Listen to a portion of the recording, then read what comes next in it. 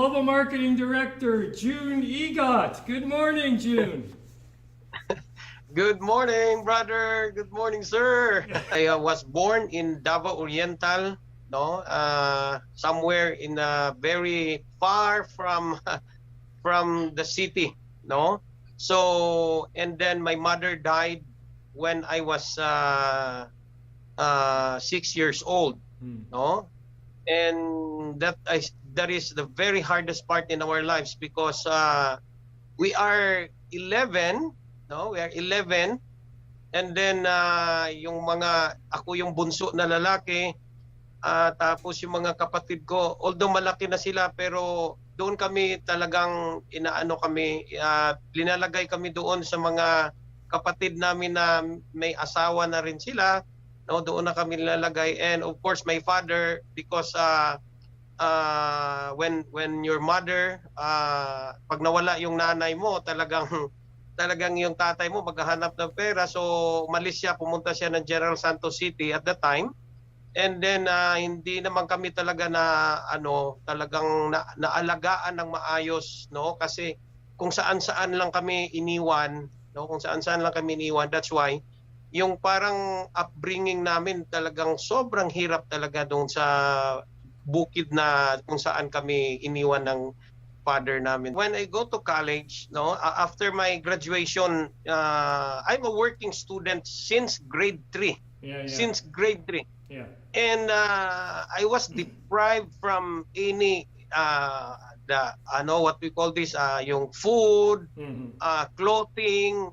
My clothes is only one from first year to fourth year. You know, I'm so proud. I'm so proud to have that tricycle because in our days, no, during that time, I just yung bago pa lang akong nag-asawa, I just very new in marriage life. And then we have our tricycle, no. I utang a motorcycle, ano yung utang, ay basta utang, no, no, motorcycle and then tricycle. I could not imagine these things can happen to me. Even until now, when I started the business, I couldn't imagine that my life is different. And I think to my mother that if pag hindi siya namatay na she experienced what I've experienced now. Thank you, Lifestyles. Thank you, Lifestyles. Thank you very much. During that time, no, the first, that's Philippine Airlines. Philippine Airlines, no, Yes. it's very famous. When you ride the Philippine Airlines, so you look like rich man. No, at that time, that is my first time to ride a plane. No, that's why that is my face. That is my posture before.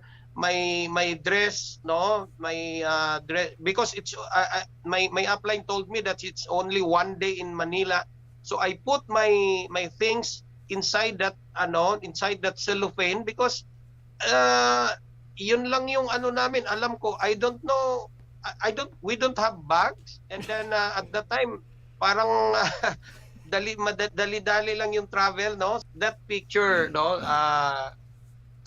meron akong, I have camera. Yes. No, I have bags, and I look like tourist. No, I look like tourist.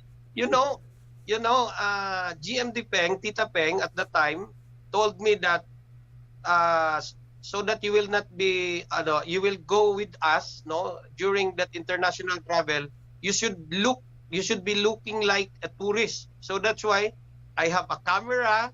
I have something that I will look like a tourist. That's why that is my face. But that travel is very amazing travel, no, that we experience. That is my first time, no, in as international travel during the time. Very, very, very exciting travel. This house is only a dream before, no, is only a dream. Yung during the time na parang binili namin ito, I don't have money talaga to buy this house. akala ng agent talaga na kaya kong bumili ng house na yan, but at the time hindi talaga. But it's a dream, no? It's a dream. You know my dream when I started Lifestyles, my dream is to give quality education to my kids. That is my dream. That is my ultimate dream. No, because before my dream is to become a doctor. That is my dream before. But I became a conductor. No, you know conductor, Paul, conductor of a jeepney conductor. Yes. No, but I will I said to myself na doon ko na lang sa mga bata, and I want them to be na makagraduate talaga sila